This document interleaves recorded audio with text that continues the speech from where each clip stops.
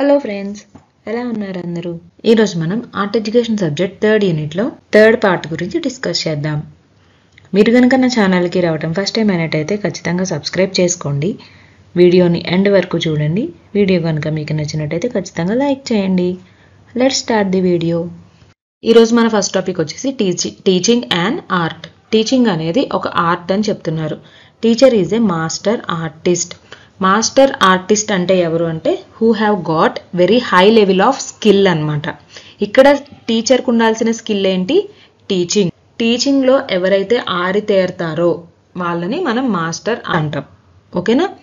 ఏదైనా డిసిప్లిన్లో, ఇప్పుడు పెయింటింగ్లో ఎవరైనా బాగా ఆరితేరిపోయారు అనుకోండి, వాళ్ళని మాస్టర్ పెయింటర్స్ అంటాం. అలాగే టీచింగ్లో ఎవరైనా మంచి ఎక్స్పీరియన్స్ గడించి పిల్లలకి బాగా అర్థమయ్యేలాగా చెప్తున్నారు, పిల్లల్ని ఇన్ఫ్లుయెన్స్ చేయగలుగుతున్నారు పాజిటివ్ వేలో అంటే వాళ్ళని మాస్టర్ టీచర్ అని కూడా అనొచ్చు మనం. ఓకేనా? ఇక్కడ టీచర్కి వచ్చిన ఆర్ట్ ఏంటి? టీచింగ్. తన టీచింగ్ ద్వారా పిల్లల్ని మౌల్డ్ చేయగలగడం, పిల్లల్లో పాజిటివ్ చేంజ్ తీసుకురావడం, వాళ్ళని మంచి పౌరులుగా తీర్చిదిద్దడం. ఓకేనా? అది టీచర్ యొక్క ఆర్ట్ అనమాట. Just like the way artist uses media to have a strong effect on the art, A teacher skill in using media impacts the learning environment greatly. ఎలాగైతే ఆర్టిస్ట్ తన మీడియా ద్వారా, అంటే ఇప్పుడు ఒక పెయింటర్ ఉన్నాడు అనుకోండి, తన మీడియం ఏంటి? పెయింటింగ్. పెయింటింగ్ ద్వారా తన ఆలోచనల్ని మనకి తెలియజేస్తాడనమాట. ఓకే, ఇప్పుడు ఒక మ్యూజిషియన్ ఉన్నాడు అనుకోండి, మ్యూజిక్ ద్వారా తన ఆలోచనల్ని, తనకున్న ఆర్ట్ని మనకి తెలియజేస్తాడు. అలాగే టీచర్కి ఉన్న మీడియం ఏంటి? ఇక్కడ టీచింగ్ అనమాట. టీచర్ తన టీచ్ చేసే విధానం ద్వారా లేదా తన టీచింగ్ మెథడ్స్ ద్వారా, టీఎల్ఎం ద్వారా, ఇవన్నీ కూడా టీచింగ్ మీడియా అనమాట. మనం యూజ్ చేసే లాంగ్వేజ్ కానీ, టీఎల్ఎం కానీ, బుక్స్ కానీ, ఏదైనా ఫిజికల్ మెటీరియల్, ఇదంతా కూడా టీచర్కున్న మీడియా. అది యూజ్ చేసి క్లాస్ రూమ్ ఎన్వైర్న్మెంట్ని ఇంపాక్ట్ చేయొచ్చు, లెర్నింగ్ ఎన్వైర్న్మెంట్ని ఇంపాక్ట్ చేయొచ్చు అని చెప్తున్నారు. Okay, teaching is a privileged position that demands responsibility and humility as much as respect. Privileged position అంటే ఒక ప్రత్యేకమైన స్థానం, ఒక స్పెషల్ పొజిషన్ అనమాట. అంటే అందరికీ దక్కదు. ఓకేనా? అందరికీ మన నాలెడ్జ్ని ఇతరులకి షేర్ చేసే స్కిల్ అనేది అందరికీ ఉండదు. ఫర్ ఎగ్జాంపుల్, ఇప్పుడు కొంతమంది టీచర్స్ ఉన్నారనుకోండి, వాళ్ళు ఎంత కష్టమైన టాపిక్ అయినా సరే పిల్లలకి ఈజీగా అర్థమయ్యేలా చెప్పగలుగుతారు. ఓకే, అది వాళ్ళకున్న స్కిల్. ఇది న్యాచురల్గా రావచ్చు లేదా ట్రైనింగ్ ద్వారా కూడా రావచ్చు. ఓకేనా? ఈ టీచింగ్ అనేది చాలా రెస్పాన్సిబుల్ జాబ్. ఎంతైతే రెస్పాన్సిబిలిటీ ఉంటుందో, హ్యూమిలిటీ అంటే నమ్రత, ఎంత ఎదిగినా సరే ఒదిగి ఉండాలి అంటాం కదా, వినయం అనమాట. టీచింగ్ అనేది రెస్పాన్సిబుల్, అలాగే నమ్రత కలిగి ఉండాలి, వినయంతో ఉండాలి టీచర్స్ అనేవాడు. అలాగే teaching is a respectable job, responsible job, and also it has got humility. Okay, it is crucial that teachers recognise the importance of their role and are self reflective about their actions. Teachers వాళ్ళ యొక్క ఇంపార్టెన్స్ని గుర్తించాలి. అంటే ఏదో morning క్లాస్కి వెళ్ళి బుక్స్లో ఉన్న నాలెడ్జ్ని పిల్లలకి చెప్పేసి లెసన్స్ టీచ్ చేసేసి ఇంటికి వచ్చేయడం, ఇలా కాదు. వాళ్ళ పని ఏంటి, వాళ్ళ రెస్పాన్సిబిలిటీ ఏంటి అనేది, ఈ సొసైటీలో వాళ్ళకున్న ఇంపార్టెన్స్ ఏంటి, వాళ్ళు ఏం చేయగలరు అనేది వాళ్ళు గుర్తించాలి. And also must be self reflective about their actions. Self reflective అంటే మనం చేసిన పనులని మనమే పరిశీలించుకోవడం, ఆత్మ పరిశీలన అంటాం కదా. మనం చేసేది కరెక్టా కాదా, మనం కరెక్ట్ వేలో వెళ్తున్నామా లేదా అనేది చూసుకోవాలి. ఎందుకు అంటే పిల్లలు టీచర్స్ని చూసి వాళ్ళని ఇమిటేట్ చేయడానికి ట్రై చేస్తూ ఉంటారు. చాలా మూవీస్లో చూస్తూ ఉంటాం కదా మనం. ఇప్పుడు టీచర్ బయట ఎక్కడైనా స్మోక్ చేస్తూ కనిపించారు అనుకోండి పిల్లలకి, పిల్లలు కూడా ఒక టీచర్ చేస్తున్నాడు కాబట్టి అది తప్పు లేదు అనుకుని వాళ్ళు కూడా స్టార్ట్ చేస్తారు. ఓకేనా? ఇలా చేస్తారు కాబట్టి టీచర్స్ వాళ్ళు చేసే పనుల మీద, మాట్లాడే మాట మీద చాలా శ్రద్ధ పెట్టాలి. ఓకేనా? ఆలోచించి చేయాలి, ఆలోచించి మాట్లాడాలి. Teaching is an opportunity to share new and potentially valuable knowledge and experience with others. Teaching అనేది మనకు ఒక అవకాశాన్ని ఇస్తుంది. దేనికి అంటే మనకున్న వాల్యుబుల్ నాలెడ్జ్ని, మనకున్న ఎక్స్పీరియన్స్ని వేరే వాళ్ళతో షేర్ చేసుకోవడానికి, పిల్లలతో షేర్ చేసుకోవడానికి మనకు ఒక ఆపర్చునిటీ ఇస్తుంది. ఓకేనా? ఇప్పుడు నేను చేస్తున్నాను కదా, నాకు బ్యాచిలర్ ఆఫ్ ఎడ్యుకేషన్ సబ్జెక్ట్స్ మీద కొంత నాలెడ్జ్ ఉంది, దాన్ని మీ అందరితో నేను షేర్ చేసుకుంటున్నాను. This is nothing but teaching నాకు ఒక ఆపర్చునిటీని ఇచ్చింది, నాకున్న నాలెడ్జ్ని మీ అందరితో షేర్ చేసుకోవడానికి. Okay, teaching itself is an art form in that teaching is truly a creative process. Creative process అంటే సృజనాత్మక ప్రక్రియ. అంటే మనకున్న నాలెడ్జ్ని, మనకున్న ఐడియాస్ని కొత్త పద్ధతులలో పిల్లలకు అర్థమయ్యేలా చెప్పడం. ఓకేనా? It eclipses mere instruction or explanation and inspires and enlightens new generation. Eclipses అంటే overshadow, అంటే కవర్ చేయడం లాగా. టీచింగ్ అనేది ఇన్స్ట్రక్షన్ ని ఎక్స్ప్లెనేషన్ ని ఎక్లిప్స్ చేస్తుందంట. ఇక్కడ మీనింగ్ ఏంటంటే ఎక్లిప్స్ చేయడం అంటే స్కూల్కి వచ్చారు పిల్లలు, ఏదో టెక్స్ట్ బుక్ లో ఉన్న నాలెడ్జ్ ని వాళ్ళ మైండ్ లోకి ఎక్కించడం అంతవరకే కాదు. దాని వెనకాల ఉండేది ఏంటి అంటే వాళ్ళని ఇన్స్పైర్ చేయడం, వాళ్ళని ఎన్లైటన్ చేయడం. ఎన్లైటన్ అంటే వాళ్ళకి జ్ఞానాన్ని బోధించడం, జ్ఞానోదయాన్ని మనం ఎన్లైట్మెంట్ అంటాం. ఓకేనా. మనకి పైకి కనిపించేది ఏంటి అంటే జస్ట్ ఎక్స్ప్లెయిన్ చేస్తున్నారు, టెక్స్ట్ బుక్ లో లెసన్స్ ఎక్స్ప్లెయిన్ చేస్తున్నారు, అంతవరకే కనిపిస్తుంది. కానీ ఈ ఇన్స్పిరేషన్ అనేది ఎన్లైటన్మెంట్ అనేది కనిపించకుండానే పిల్లల్లో మనం ఇంకల్కేట్ చేస్తాం వాళ్ళని. Okay. This inspiration goes far in the developing young people who do dream and achieve. ఈ ఇన్స్పిరేషన్ అనేది పిల్లల్ని లైఫ్ లాంగ్ ఎఫెక్ట్ చేస్తుంది. వాళ్ళు ఫ్యూచర్లో ఏమవుతారు, వాళ్ళు పెద్దయ్యాక ఎలా మారతారు, సొసైటీలో ఒక రెస్పాన్సిబుల్ ఇండివిజువల్గా ఉన్నారా లేదా అనేది స్కూల్ టీచింగ్ వల్ల చాలా ఎఫెక్ట్ అవుతుంది. ఓకేనా. ఇప్పుడు నేను మీకు ఈ నాలెడ్జ్ని షేర్ చేస్తున్నాను అంటే నా స్కూల్లో ఉన్న టీచర్స్ యొక్క ఎఫెక్ట్ నా మీద చాలా ఉంటుంది. కోర్స్ మా పేరెంట్స్ ఇద్దరు కూడా టీచర్సే, వాళ్ళ ఎఫెక్ట్ కూడా చాలా ఉంది నా మీద. ఇన్ఫ్యాక్ట్ నాకు టీచింగ్లో ఇంట్రెస్ట్ ఉంది, నేను నాలెడ్జ్ని ఇతరులకి అర్థమయ్యేలా చెప్పగలను అని తెలిసింది నాకు నా పేరెంట్స్ వల్లే first. And also school teachers వల్ల చాలా ఇన్ఫ్లుయెన్స్ అయ్యాను నేను. ఓకే. వాళ్ళ ఉండాలి, వాళ్ళలాగా సబ్జెక్ట్ని ఎక్స్ప్లెయిన్ చేయగలగాలి అని వాళ్ళ ఇన్ఫ్లుయెన్స్ అయితే చాలా ఉంది నా మీద. Teaching is just not merely implanting knowledge in the minds of the students but the creation of a better country and world. ఇప్పుడే చెప్పుకున్నాం కదా, టీచింగ్ అంటే జస్ట్ పిల్లల మైండ్లో నాలెడ్జ్ని పెట్టడం కాదు, ఇంప్లాంట్ చేయడం కాదు, వాళ్ళని మౌల్డ్ చేసి వాళ్ళల్లో బిహేవియర్ చేంజ్ తీసుకొచ్చి ఒక బెటర్ కంట్రీని, ఒక బెటర్ వరల్డ్ని సృష్టించగలగాలి. ఆ పవర్ టీచింగ్కి మాత్రమే ఉంది. మన నెక్స్ట్ టాపిక్ ఏంటంటే drama as a form of teaching. డ్రామాని యూజ్ చేసి మనం పిల్లలకి ఎలా టీచ్ చేయొచ్చు, ఎందుకు డ్రామాని టీచ్ చేయాలి అసలు, why teach drama? The future of our nation depends on our ability to create and to be created. During the coming decades, our most important national resources will be human resources. If our nation is to continue to meet the challenges of the future, today's schools need to develop creative leaders. ఇక్కడ meaning ఏంటంటే drama వల్ల పిల్లల్లో creativity అనేది చాలా పెరుగుతుంది. ఓకేనా. దానివల్లే మనం డ్రామాని టీచింగ్లో ఇంక్లూడ్ చేయాలి అని చెప్తున్నారు. ఓకే. ఎందుకు క్రియేటివిటీని పెంపొందించాలి పిల్లల్లో అంటే ప్రజెంట్ ఉన్న సినారియోలో, ప్రజెంట్ జరుగుతున్న టెక్నికల్ డెవలప్మెంట్లో మనం క్రియేటివ్గా ఆలోచించకపోతే మనం మనుగడ సాగించలేము. ఓకేనా. క్రియేటివ్గా ఉన్న వాళ్ళకి ఎక్కువ ఆపర్చునిటీస్ వస్తున్నాయి ఈ రోజుల్లో, అందరికీ తెలిసిన విషయమే. మన కంట్రీ డెవలప్ అవ్వాలన్నా, మనం ఫ్యూచర్లో మనుగడ సాగించాలన్నా కూడా ఇప్పుడున్న పిల్లల్లో క్రియేటివిటీని పెంపొందించాలి. అప్పుడే వాళ్ళు ఫ్యూచర్లో సర్వైవ్ అవ్వగలరు. అందుకని మనం డ్రామాని టీచింగ్లో ఇంక్లూడ్ చేయాలి. Drama is the act of using the imagination to become someone or something other than yourself. డ్రామాలో మనం ఇమాజినేషన్ని యూజ్ చేస్తాం, మనల్ని మనం ఇమాజిన్ చేసుకుంటాం. ఎలాగా అంటే మనం వేరే వాళ్ళలాగా మారిపోతాం. ఓకే. ఇప్పుడు నా పేరు భవ్య, నేను రాణి అనే ఒక క్యారెక్టర్ వేస్తున్నాను అనుకోండి, లేదా ఒక రాజ్యానికి రాణిలాగా ప్లే చేస్తున్నాను అనుకోండి డ్రామాలో. నా డ్రెస్సింగ్ స్టైల్ నుంచి, నేను మాట్లాడే విధం నుంచి, నేను నడిచే విధానం అన్నీ కూడా మారిపోతాయి. నేను కంప్లీట్గా వేరే మనిషిలాగా మారిపోతాను. ఓకే. నేను వేరే మనిషిలాగా ఇమాజిన్ చేసుకుని వాళ్ళలాగా ఫీల్ అయ్యి వాళ్ళలాగా డ్రామాలో ప్లే చేస్తాను. ఓకే. డ్రామాలో ఇమాజినేషన్ అనేది చాలా important. It can take one to any place or to any period of time. Drama అనేది మనల్ని మనం ఉన్న ప్లేస్ నుంచి వేరే ప్లేస్కి తీసుకెళ్ళగలదు, అలాగే వేరే పీరియడ్ ఆఫ్ టైం, వేరే పాయింట్ ఆఫ్ టైం కూడా తీసుకెళ్ళగలదు. ఎలాగా ఇప్పుడు మనం డ్రామా అంటే ప్రజెంట్ నడుస్తున్న సిచ్యువేషన్స్, కరెంట్ ఈవెంట్స్ మీద చేయం కదా, ఫ్యూచర్లో జరిగే ఈవెంట్స్ మీద చేయొచ్చు, అలాగే పాస్ట్లో జరిగే ఈవెంట్స్ మీద కూడా చేయొచ్చు. ఇప్పుడు మనం 1947 ముందు సెకండ్ వరల్డ్ వార్ థీమ్ తీసుకుని డ్రామా ప్లే చేయొచ్చు. ఓకేనా.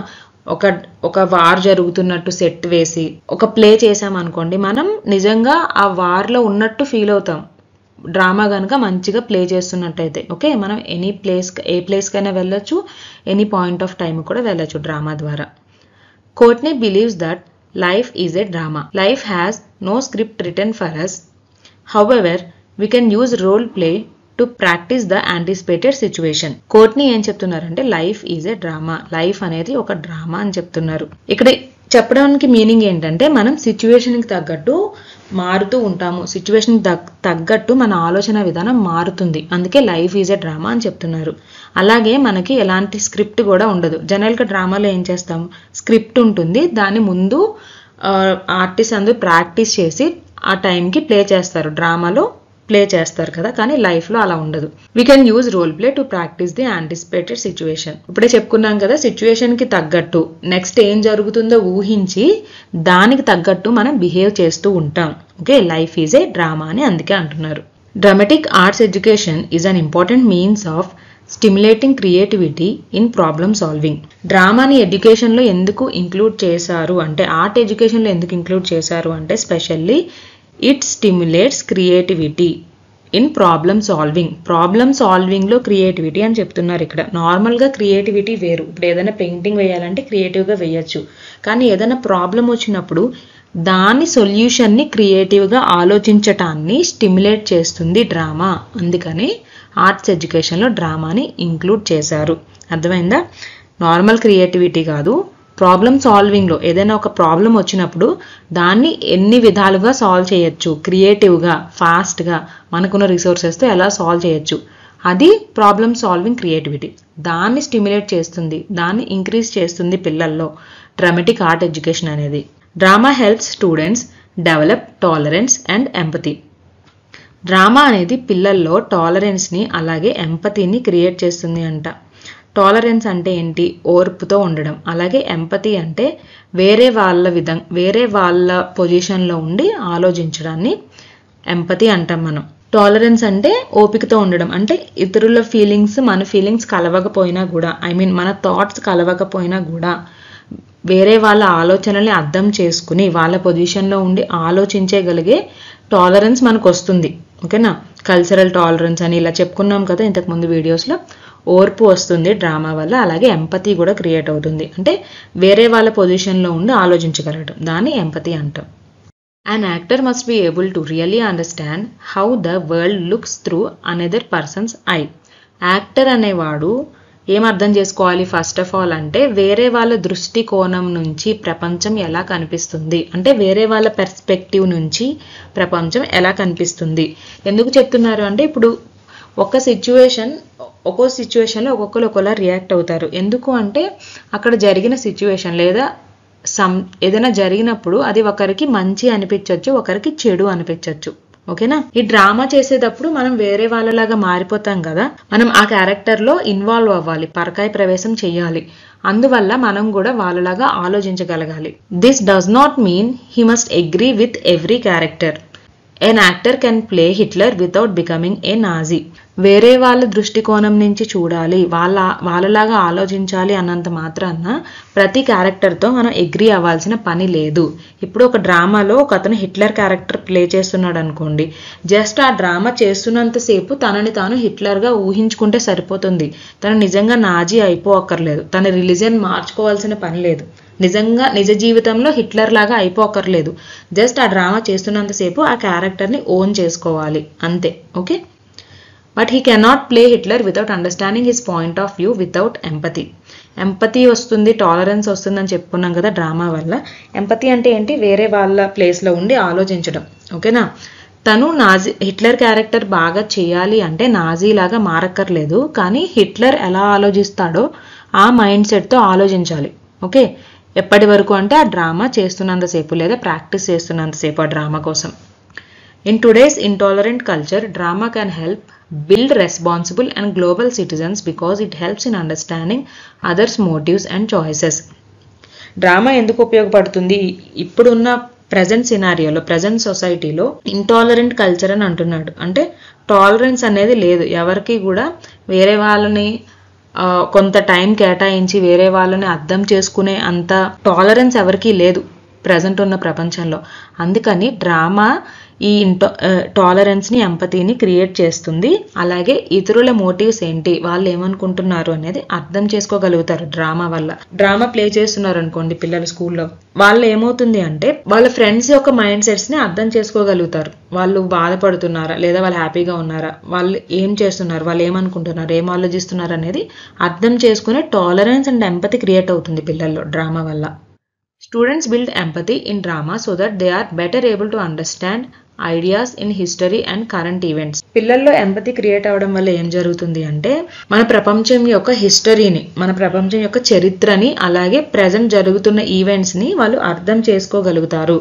Okay, the link between dramatic arts and subjects such as English, history, social studies and related areas is obvious. Obvious అంటే స్పష్టమైన రిలేషన్ ఉంది డ్రామాకి, హిస్టరీకి, ఇంగ్లీష్కి, సోషల్కి. ఇప్పుడు హిస్టరీ, సోషల్ ఏంటి, మనం హిస్టరీ నుంచి ఈవెంట్స్ తీసుకుని డ్రామా ప్లే చేస్తూ ఉంటాము.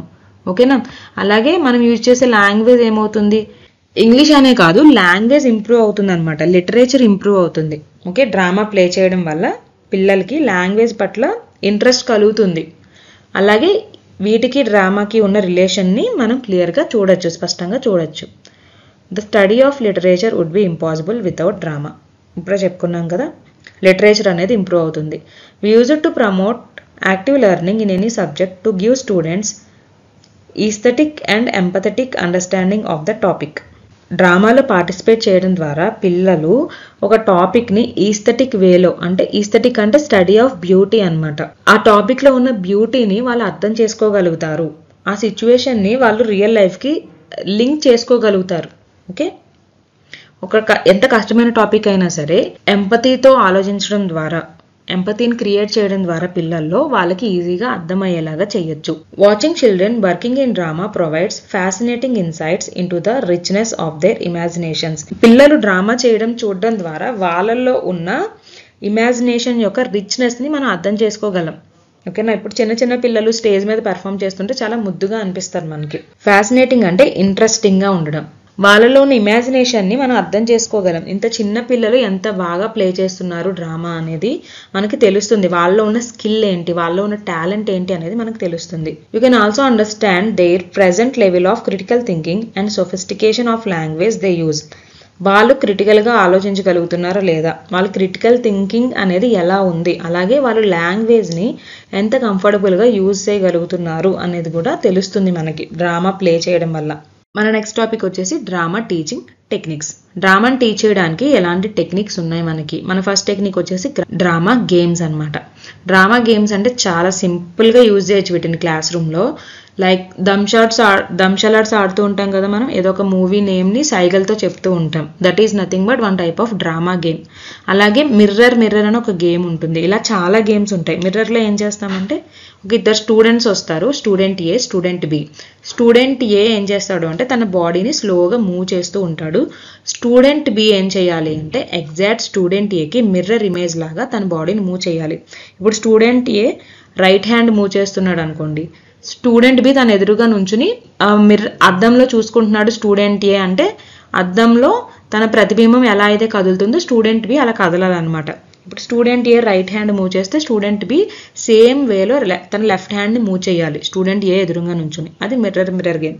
ఇలాంటి గేమ్స్ని డ్రామా గేమ్స్ అంటాం మనం. వీటిని డ్రామాని టీచ్ చేయడానికి టెక్నిక్స్ లాగా యూజ్ చేయొచ్చు. ఓకే, అలాగే కోరల్ స్పీకింగ్ అంటే ఏదైనా ఒక పోయంని కానీ, లేదన్నా ఒక ప్రోజ్ని కానీ, ఒక గద్యాన్ని కానీ, ఒక పారాగ్రాఫ్ని తీసుకుని పిల్లలందరూ కలిసి దాన్ని చెప్పడం లేదా పాట రూపంలో పాడటం.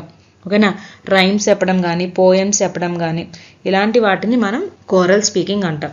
ఒక 10 మంది పిల్లల నుంచి ఏదో ఒక పోయంని గట్టిగా పాడడం పైకి. ఓకే, దాన్ని కోరల్ స్పీకింగ్ అంటాం. నెక్స్ట్ టెక్నిక్ ఏంటంటే ట్యాబ్లాక్స్ అంటే motionless pictures in a scene. Mime అంటాం కదా మనం, మైమ్కి దీనికి డిఫరెన్స్ ఉంటుంది. మైమ్లో ఏం చేస్తామంటే without using our voice we enact the scenes. ఒక మూగ సినిమా లాగా ఉంటుంది మైమ్ అనేది. కానీ ట్యాబ్లాక్స్లో ఒక సీన్ ఫ్రీజ్ అయిపోతారు. ఫర్ ఎగ్జాంపుల్ ట్యాబ్లాక్స్లో ఇండియన్ ట్రెడిషనల్ వెడ్డింగ్ని చూపించాలనుకోండి, ఏం చేస్తారు అంటే పెళ్లి కొడుకు పెళ్లి కూతురు ఉంటాడు, పంతులు ఉంటాడు, పీటల మీద కూర్చుంటారు, చుట్టూ చుట్టాలందరూ ఉండి నవ్వుతున్నట్టు అలా ఫ్రీజ్ అయిపోయి ఉంటారు అనమాట. దాన్ని చూసిన వెంటనే మనకు అర్థమవుతుంది అక్కడ పెళ్లి జరుగుతుంది అని. ఇలాగా ట్యాబ్లాక్స్లో మోషన్లెస్ పిక్చర్స్ ఉంటాయి, కదలరు వాళ్ళు, అలా ఫ్రీజ్ అయిపోయి ఉంటారు అంతే, నవ్వుతున్నట్టు ఆ ఎక్స్ప్రెషన్ ఫేస్లో ఉంటుంది, అలా ఉండిపోతారు. దాన్ని ట్యాబ్లాక్స్ అంటాం మనం. ఓకేనా, నెక్స్ట్ వచ్చేసి ఇంప్రూవైజేషన్ అంటే spontaneous acting without any script. Like ఇప్పుడు జబర్దస్త్ చూస్తూ ఉంటాం కదా, జబర్దస్త్లో స్కిట్స్ వేస్తూ ఉంటారు. కొన్నిసార్లు ఏంటంటే వాళ్ళు స్క్రిప్ట్లో లేని డైలాగ్స్ కూడా చెప్పేస్తూ ఉంటారు. ఇప్పుడు ఆటో రాంప్రసాద్కి ఎందుకు పేరు వచ్చింది, ఆటో పంచెస్ వేస్తూ ఉంటాడని చెప్పి. సడన్గా స్పాంటేనియస్గా పంచెస్ వచ్చేస్తూ ఉంటాయి. దాన్ని ఇంప్రూవైజేషన్ అంటాం. ఇంప్రూవైజేషన్ అంటే ముందు ఏమీ స్క్రిప్ట్ రాసుకోకుండా అప్పటికప్పుడు అనుకుని ఒక థీమ్ తీసుకుని దాన్ని ఎనాక్ట్ చేస్తే దాన్ని ఇంప్రూవైజేషన్ అంటాం మనం. ఓకేనా? లైక్ క్లాస్ జరుగుతున్నప్పుడు సడన్గా ఒక స్టూడెంట్ని లేపి అరే నువ్వు నాలాగా యాక్ట్ చేయరా, నాలాగా లెసన్ చెప్పరా, వచ్చి బోర్డు మీద అన్నాం అనుకో, that is nothing but improvisation. ముందే ప్రిపేర్ అవ్వకుండా అప్పటికప్పుడు స్పాంటేనియస్గా ఏదైనా ఒక రోల్ ప్లే చేస్తే దాన్ని ఇంప్రూవైజేషన్ అంటాం. అలాగే రోల్ ప్లేయింగ్, ఇది అందరికీ తెలిసిందే కదా. రోల్ ప్లేయింగ్ అంటే వేరే వాళ్ళ క్యారెక్టర్ని మనం ఇమాజిన్ చేసుకుని వాళ్ళలాగా యాక్ట్ చేయడం, లేదా ఒక ఇమాజినరీ సిచ్యువేషన్ తీసుకుని దాంట్లో మనం ఇన్వాల్వ్ అయ్యి యాక్ట్ చేయడం, దాన్నే రోల్ ప్లేయింగ్ అంటాం. వేరే వాళ్ళ రోల్ని మనం ప్లే చేయడం. ఓకే, ఇవి drama teaching techniques. Some common role play strategies. Role ప్లేయింగ్లో కొన్ని స్ట్రాటజీస్ ఉంటాయి. అవి ఏంటి అంటే ఫస్ట్ వచ్చేసి రీఎనాక్ట్మెంట్ అంటే acting out of A old event. Already జరిగిపోయిన సిచ్యువేషన్ని మనం మళ్ళీ రిక్రియేట్ చేస్తే దాన్ని రీఎనాక్ట్మెంట్ అంటాము. ఓకే, ఫర్ ఎగ్జాంపుల్ ఏంటంటే ఇప్పుడు రోమియో జూలియట్ డ్రామా ప్లే చేస్తున్నాం అనుకోండి, అది ఆల్రెడీ జరిగిపోయింది, ఎప్పుడో జరిగింది, చాలా మంది 100 సార్లు ప్లే చేశారు. దాన్నే మనం మళ్ళీ తీసుకుని మళ్ళీ ప్లే చేస్తే దాన్ని రీఎనాక్ట్మెంట్ అంటాం. Okay, extended role play. Extended role play అంటే ఏంటి అంటే ఇప్పుడు కొన్ని మూవీస్లో చూస్తూ ఉంటాం, స్టార్టింగ్లో ఒక వాయిస్ ఓవర్ వస్తుంది, ఇది 100 ఏళ్ళు క్రితం జరిగిన కథ అని చెప్పి తర్వాత ఏం జరుగుతుందో చెప్తారు నెక్స్ట్ మూవీలో. దాన్ని ఎక్స్టెండెడ్ రోల్ ప్లే అంటాం. అంటే అంతకుముందు జరిగిన సీన్కి ఎక్స్టెండ్ చేయడం లాంటిది. ఓకేనా? నెక్స్ట్ వచ్చేసి హాట్ సీట్. హాట్ సీట్ అంటే మన అందరికీ తెలుసు కదా, మీలో ఎవరు కోటీశ్వరుడు, కౌన్ బనేగా కరోడ్పతి, ఆ టైప్లో డ్రామా కనుక ఉంటే ఆ టైప్లో ఒక సీన్ని క్రియేట్ చేస్తే దాన్ని హాట్ సీట్ అంటాం. జస్ట్ లైక్ ఒక స్టూడెంట్ ఉంటాడు, వాడు ఇంటర్వ్యూ చేస్తాడు, వేరే స్టూడెంట్ ఉంటాడు, వాడు క్వశ్చన్స్కి ఆన్సర్ చెప్తూ ఉంటాడు, అలాగనమాట హాట్ సీట్ అంటే. Next teacher in the role అంటే టీచర్ కూడా పార్టిసిపేట్ చేస్తారు. టీచర్ కూడా డ్రామాలో పార్టిసిపేట్ చేస్తే దాన్ని టీచర్ ఇన్ రోల్ అంటాం. పిల్లలతో కలిసిపోయి, ఒక టీచర్లా కాకుండా పిల్లలతో కలిసిపోయి ఆ డ్రామాలో ఒక క్యారెక్టర్ లాగా ఇన్వాల్వ్ అయి చేస్తే దాన్ని టీచర్ ఇన్ రోల్ అంటాం. నెక్స్ట్ వచ్చేసి ఎక్స్పర్ట్ ప్యానెల్. ఎక్స్పర్ట్ ప్యానెల్ అంటే ఇక్కడ ఇండివిజువల్ స్టూడెంట్ కానీ గ్రూప్ ఆఫ్ స్టూడెంట్స్ కానీ ఒక ఎక్స్పర్ట్ కింద ప్లే చేస్తే, ఒక ఎక్స్పర్ట్ ప్యానెల్ కింద ప్లే చేస్తే, లైక్ ఇప్పుడు సెప్టెంబర్ 5కి చూడండి, చాలామంది స్టూడెంట్స్ టీచర్స్ లాగా వేషం వేసుకొచ్చి వాళ్ళకన్నా తక్కువ క్లాస్ పిల్లలకి లెసన్స్ చెప్తూ ఉంటారు. దట్ ఈజ్ ఎగ్జాంపుల్ అనమాట. ఓకే, అక్కడ నిజంగా స్టూడెంట్ ఎక్స్పర్ట్. ఇప్పుడు ఒక స్టూడెంట్ బయాలజీ చెప్తున్నాడు అనుకో, లేదా ఫిజిక్స్ చెప్తున్నాడు అనుకోండి, ఫిజిక్స్ టీచర్ కింద యాక్ట్ చేస్తున్నాడు అంతే, నిజంగా ఎక్స్పర్ట్ అయిపోడు సబ్జెక్ట్లో. ఓకేనా? దాన్ని ఎక్స్పర్ట్ ప్యానెల్ అంటాం. ఎక్స్పర్ట్ లాగా యాక్ట్ చేస్తే దాన్ని ఎక్స్పర్ట్ ప్యానెల్ అంటాం. Next writing in role. ఇది ఏంటంటే మనకున్న టాలెంట్ని, క్రియేటివిటీని రైటింగ్ ద్వారా చూపించడం. అంటే ఒక క్యారెక్టర్ గురించి రాయడం కానీ, లేదా న్యూస్ పేపర్లో ఒక ఆర్టికల్ రాయడం కానీ, లేదా న్యూస్ పేపర్లో ఒక స్టోరీ రాయడం కానీ, ఇవి రైటింగ్ ఇన్ రోల్లోకి వస్తాయి మనకి. ఓకే, ఇప్పుడు పిల్లవాడు ఒక స్టోరీ రాశాడు అనుకోండి, స్టోరీ అంటే ఒక కాన్వర్జేషన్ లాగా రాశాడు అనుకోండి, అంటే తను ఆ క్యారెక్టర్లో ఇన్వాల్వ్ అయ్యి వాళ్ళలాగా ఆలోచించే కదా రాయగలడు. ఓకే, ఇది కూడా రోల్ ప్లేలో ఒక స్ట్రాటజీ అనమాట. అలాగే స్టోరీ టెల్లింగ్, స్టోరీస్ చెప్పడం, ఇవన్నీ కూడా role play strategies. Applications of drama in teaching and learning. ఇప్పుడు డ్రామా వల్ల టీచింగ్ అండ్ లెర్నింగ్ ప్రాసెస్లో రియల్ అప్లికేషన్స్ ఏంటి అనేది చూద్దాం. Drama is a part of real life and prepare students to deal with life's problems. కోర్ట్ని అన్నారు కదా life is a drama అని, అలాగే డ్రామా అనేది మన రియల్ లైఫ్లో ఒక పార్ట్. ఇక్కడ చెప్పడం మీనింగ్ ఏంటి అంటే మనం కూడా సిచ్యువేషన్కి తగ్గట్టు మారుతూ ఉంటాం, మన ఆలోచనలు సిచ్యువేషన్కి తగ్గట్టు చేంజ్ అవుతూ ఉంటాయి, మన మాటలు కూడా సిచ్యువేషన్కి తగ్గట్టు మారిపోతూ ఉంటాయి. అది life is A part of drama అంటే దాని మీనింగ్ అదనమాట. ఓకే, ఈ డ్రామాని నేర్చుకోవడం వల్ల, డ్రామాని ప్లే చేయడం వల్ల పిల్లల్లో రియల్ లైఫ్ ప్రాబ్లమ్స్ని డీల్ చేసే ఎబిలిటీ ఇంప్రూవ్ అవుతుంది. Drama engages students in creative problem solving and decision making. Drama వల్ల పిల్లల్లో క్రియేటివ్ ప్రాబ్లమ్ సాల్వింగ్, ఇందాక చెప్పుకున్నాం కదా, ప్రాబ్లమ్ సాల్వింగ్లో క్రియేటివిటీ, ప్రాబ్లమ్స్ని క్రియేటివ్ వేస్లో ఎలా సాల్వ్ చేయాలి అనే ఎబిలిటీ, క్యాపబిలిటీ, స్కిల్ డెవలప్ అవుతుంది పిల్లల్లో. అలాగే డెసిషన్ మేకింగ్, మంచి డెసిషన్స్ తీసుకోగలుగుతారు. Drama develops verbal and non verbal communication. It is very obvious కదా, drama is very much related to language. Okay, దానివల్ల వాళ్ళ కమ్యూనికేషన్ స్కిల్స్ కూడా డెవలప్ అవుతాయి. Drama can enhance students psychological well being.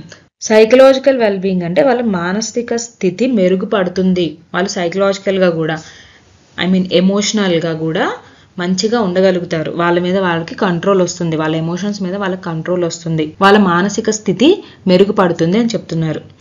Drama develops empathy and new perspectives. Empathy అంటే చెప్పుకున్నాం కదా, చాలాసార్లు use చేసాం మన ఎంపతి అనే వర్డ్ని. వేరే వాళ్ళ ప్లేస్లో ఉండి ఆలోచించగలుగుతారు, వేరే వాళ్ళ ఫీలింగ్స్ని అర్థం చేసుకోగలుగుతారు, అండ్ కొత్త కోణాల్లో కొత్త దృష్టికోణాలు కూడా డెవలప్ అవుతాయి వాళ్ళలో, అంటే కొత్త కొత్త ఐడియాస్ డెవలప్ అవుతాయి.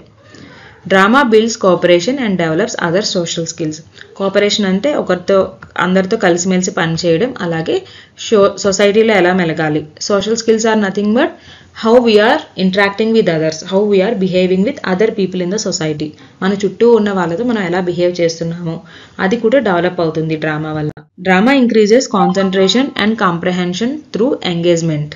డ్రామా అనేది కాన్సన్ట్రేషన్ని ఇంప్రూవ్ చేస్తుంది. ఎందుకు అంటే మనం డైలాగ్ గుర్తుపెట్టుకోవాలంటే మనం వాటిని అర్థం చేసుకోవాలి, దాని మీద కాన్సన్ట్రేట్ చేసి స్క్రిప్ట్ని అర్థం చేసుకుని చదివి దాన్ని ఉన్నట్టు చెప్పగలగాలి. అక్కడ ఒకవేళ మర్చిపోయినా కూడా మనం స్పాంటేనియస్గా కవర్ చేసుకోగలగాలి. ఓకేనా, ఆ ఎబిలిటీని ఇంక్రీజ్ చేస్తుంది డ్రామా అనేది. కాంప్రహెన్షన్ అంటే ఈజీగా అర్థం చేసుకోవడం, మొత్తాన్ని అర్థం చేసుకోవడం, ఆ సిచ్యువేషన్ మొత్తాన్ని ఓన్ చేసుకుని దానికి తగ్గట్టు మన మైండ్ని మౌల్డ్ చేసుకోవడం అనమాట. Drama help students consider moral issues and develop values. Moral values develop అవుతాయి, అలాగే మోరల్ ఇష్యూస్ గురించి ఆలోచించగలుగుతారు.